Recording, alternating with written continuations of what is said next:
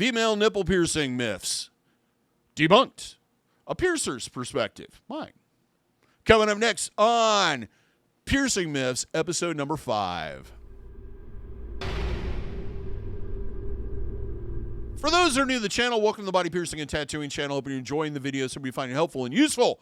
But you might not know who I am. My name is DaVo. I'm a professional body piercer and have been since 1994. I own and operate the Axiom Body Piercing studio located right here in Des Moines, Iowa, inside Skin Kitchen Tattoo. So I'm going to go through 15 myths that I've heard over the years or have come across about female nipple piercings. And then I'm going to tell you a little bit about my experience with doing the piercings and helping clients heal through the process or go through the process of healing them out and the process of getting them done. First one, number 1. Nipple piercings are extremely painful. They are not. They're not possibly the best thing in the world. They are one of those piercings where the initial piercing doesn't feel too bad, but the aftermath, the aching and throbbing immediately afterwards doesn't feel terrifically great, and they tend to be really sensitive. They are one of those piercings where you don't really realize how often that part of your body touches other things until after you have them pierced. They tend to be sensitive for a long period of time to touch. So it's kind of a trade-off. Most people will say on a scale of 1 to 10 that they're either a low 2 or a high 6. And most of that is attributed to forceps. Though I do think that doing them freehand hurts just as much, if not more. Myth number 2, female nipple piercings never heal. False. They can take a long period to heal, anywhere from 6 months to a year in some cases. They can be a little bit more sensitive afterwards, so that gives that impression that they don't heal completely, meaning that they are more acceptable to trauma and you're getting sick and going through your monthly cycles, where they will suddenly be fine. They'll be fine and feel healed and completely great. And then all of a sudden out of the blue, they flare up and they're a little bit uncomfortable and maybe oozing a little bit of something. And this has more to do with how your nipples generally react to things and the fact that this piercing does not like trauma at all, even after they've healed. They're just little sensitive guys or gals. Number 3, it's hard to heal nipple piercings. Though the piercing is long and that makes you a little bit more acceptable to infection, it tends to be a very uneventful heal. Once they settle into healing, there's not a lot of things that go on. It's not going through like phase after phase, like grumpy and then nice and grumpy and then nice. It tends to be kind of uneventful. Simply all you need to do is twice daily clean off the discharge using a sterile saline spray. I also suggest rinsing them at the end of your shower to remove the discharge. Then is practicing cross-contamination prevention, which is mostly common sense things like washing your hands, no oral contact, that sort of stuff. Keeping your environment clean, keeping pets away from it, not submerging the piercing in bodies of water you can't control the quality of. Basically common sense things. Other than that, pretty easy heal. Oh, I guess I should mention this. They are a piercing that can be a bit difficult to isolate at times, and it's important to isolate the piercing during the healing process and even to a degree after they have healed. Number 4, this one's a big one. You can't breastfeed with nipple piercings. False. Though the collection of the milk and the delivery of the milk may vary a little bit than it would have if you didn't pierce it. There's really no difference. A lot of the milk ducts, a majority of them are actually in the areola. When they latch, that's where they get a lot of that milk from. So it shouldn't affect it at all. However, I do suggest removing the jewelry just to be on the safe side during breastfeeding. And in most cases, when I talk to people and they ask me about it, I generally suggest just abandoning the piercing or piercings, just basically because it's going to be one more thing you have to deal with during a very stressful kind of period of your life with a newborn. I have had clients that kept it all the way through, had no issues. Also, I would be very leery of people that are selling plastic jewelry as special breastfeeding jewelry and all that stuff. None of that stuff is going to be any better or what have you.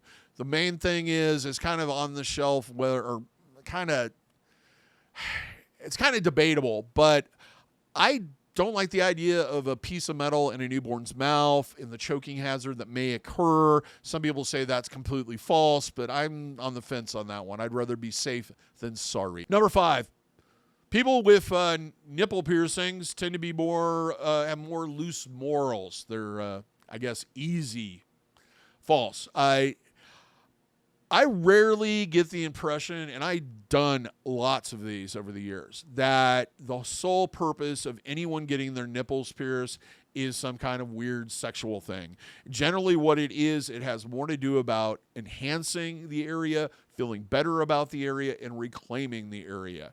As I've often pointed out in videos and etc., the most common reaction I see after getting the piercing done and they get up to take a look at it in the mirror is a giant smile. They feel empowered. They feel like they have that area of their body looks even better than it did before. So that is really what the thing is. It's no sign that that person's any more promiscuous or anything else than a normal person, or not normal, but a person who doesn't have nipple piercings. Number 6, female nipple piercings can reduce sensation. Not true. They may change how that sensation feels because it's a little bit different. Many have claimed that it enhances the sensation. It definitely makes you aware that you have nipples. There's no way around that. But for the most part, it may be different, but it's not going to be worse, but it might be better. Number 7, nipple piercings cause the nipples to be permanently erect. False. They may appear more full and more erect or more presented than they do than pierced nipples that aren't pierced. However, they do go soft and erect just like normal nipples do. If they're affected by stimulation, either cold or what have you, they will become erect.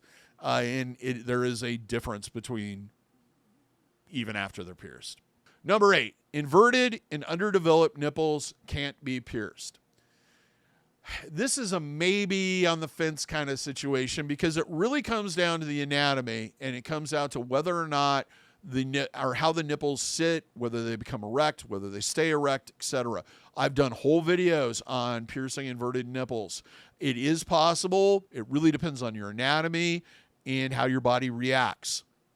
They are a little bit more prone to rejection and migration than others, but for the most part, yes, they can be pierced. Number 9, nipple piercings increase the likelihood or risk of breast cancer. False. There is absolutely no studies, no research, or anything that's pointed to that direction at all.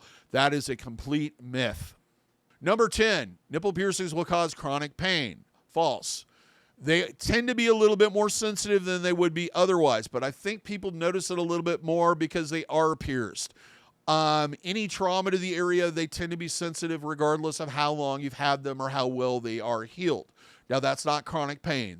They're just going to be sensitive to touch, and not good touch, like bad touch, like banging them into a door frame or getting them caught in a seatbelt or having somebody pull on them and twist. Stuff that would make your nipples hurt anyway are going to cause pain.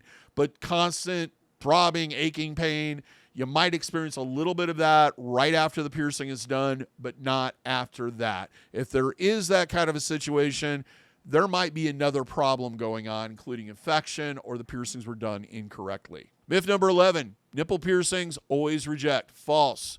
If done correctly with the correct anatomy and correct jewelry, you could have a nipple piercing for the rest of your life. They don't always reject. Usually that is a rarity, to be honest with you. The same thing goes for them tearing or ripping out. That is also a rarity. Myth number 12, nipple piercings are hard to hide. No, they aren't. It really depends on the type of jewelry. If you have really large jewelry that's really pronounced, of course, people are going to see it through bras and shirts and etc. However, in most cases, it's easy to wear the proper clothing to cover those up. And if you don't want people to know you have them, they don't need to know. Myth number 13, getting both done by 2 different piercers at the same time is less painful. This is one I get all the time. It's like, do you have a second piercer? Or you do both at the same time? Here's the thing with that. You're going to feel all the pain at one time. It's just doubling up the sensation that you're going to feel. The other thing is usually one piercer may be a little bit more skilled than the other, or one may do it immediately afterwards, so it just prolongs the swelling, or prolongs the pain, discomfort. Having one done and then having the next one done is not going to feel any less or more painful than having somebody do both of them at the same time, or two people have them doing them at the same time. Myth number 14. You can't wear a bra with nipple piercings. That is completely false. In fact, we generally suggest that you do wear a bra with even support that's going to eliminate sway or movement of the breast during the healing process, especially the first couple weeks, because it doesn't feel comfortable. There are some bras that are going to be more uncomfortable and put pressure on the piercing that I wouldn't advise wearing, but everybody's body type is different, and you kind of have to experiment with certain styles to see if they're going to work or not.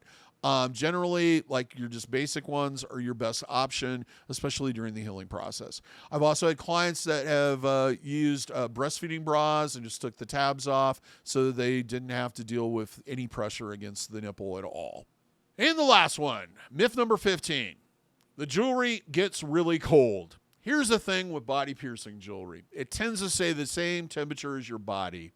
Of course, if it's exposed to cold weather or like ice or something, yes, it's probably going to conduct that temperature or heat one way or another more so than the tissue around it. However, most people don't walk around in like 30 degree or 30 below zero weather without a shirt. It just doesn't make sense. People with ear piercings, yes, that might cause an issue for prolonged exposure, but the reality is, I think for the most part, it's all in your mind. Yes, the jewelry might get a little colder if it's exposed for a long period of time in a cold environment, but no, it's not going to cause like chills and et cetera like everybody thinks it's going to. Now let's move on to kind of the advice section and sharing some of my experiences and et cetera with piercing people and helping people through the process. First and foremost, it's very important that you find an experienced piercer with lots of skill, lots of experience, who's done a lot of these, especially if it is a situation where your nipples are inverted or underdeveloped. You really need somebody that knows how to read that anatomy and know when it's safe to pierce those and when it's not safe to pierce those. The next thing is when doing both, it's not about measuring things out to make them look like they're even. It's more about making them look like they're even. Both sides of your body tend to be a little different, and we try to adjust to make them look like they match. In reality, if you got tape measures out and did all kinds of other things, they're not going to match. Nothing on the human body does. So it's more about giving the appearance of that. And usually when we mark them, we have you stand at attention with your arms by your side, looking straight ahead. And if you put your hand on your hip and turn, of course, one's going to look off. It's your body. It moves that way. Downsizing is very important when it comes to getting nipple piercings. Usually I suggest doing it in 6 to 8 weeks, sooner if it starts getting caught on things. Downsizing to that shorter post is going to make a world of difference, especially with getting caught on things and snagged on things. Nothing sucks more than having that jewelry snag on something. It could damage the piercing. You could possibly lose the piercing, but it hurts like bloody murder. Be careful about jewelry. Always put high-quality, biocompatible jewelry in. Novelty jewelry, low-end jewelry, etc. can cause issues even in a healed piercing. Also, be conscious of things that have sharp edges, points, things that dangle off of it, and etc. Some of that stuff might be okay for like a Friday night, a date night or something, but for day-to-day wear, simplistic is always best. Last thing I'm going to tell you is during the consultation before the piercing, the marking, in the process, ask lots of questions, especially if you're unsure about anything. Your piercer should be very knowledgeable about piercing and should be very open to share as much information as they can with you. When marking and you're looking at the markings, give them feedback. If you think it's a little bit off this way or that way, it's your body. You're going to be the one living with that piercing, and it's better to bring up that then during the marking process where it's really easy to move the mark and adjust it than it is to come back a week later and go, I don't like this, and going through the whole process again. That sucks. So always ask questions, give input. We enjoy it. And we want you to have a successful piercing and an easy heal. So the more you know about piercing, the more you know about this piercing, the better their results are going to be, in my opinion. And that's part of the reason why I do all these videos. What are your experience with nipple piercings, female or male? Did I miss a myth? Is there another one you'd like to bring up? Did I totally miss the obvious? Because it always seems like I do. Leave a comment. I'll be happy to answer it, and or somebody else will. We have a pretty good community here. Till next time, here's hoping all your piercings heal with ease and without a single issue. And if you're in the Des Moines, Iowa area, I'd love to see if your piercing needs in the future. Have a good day, and we'll see you in that next video.